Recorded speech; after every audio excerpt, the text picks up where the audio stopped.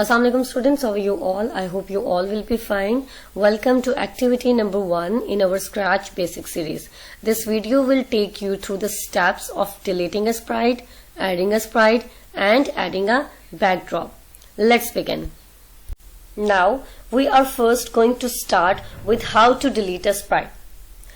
In your sprite pane, in the bottom right corner, click on the garbage can located in the top right corner of the sprite that you wish to delete.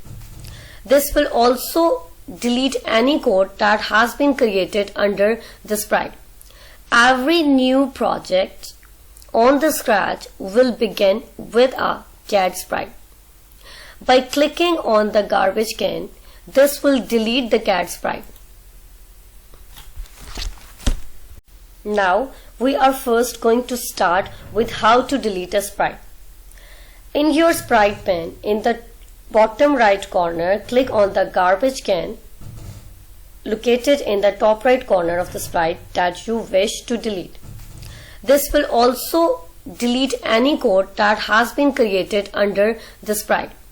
Every new project on the Scratch will begin with a cat sprite. By clicking on the garbage can, this will delete the cat sprite. Select the sprite that you would like to use and code. The sprite that you select will now appear on your stage and in your sprite pane. Lastly, we want to learn how to add a backdrop.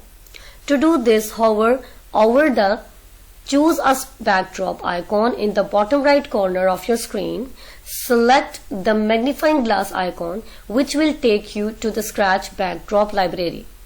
You can scroll through all the backdrops available, search for the backdrop using the search bar, or select the category from the top menu to find a backdrop. Once you select the backdrop that you would like to use, it will appear directly on your stage. This is the end of the activity.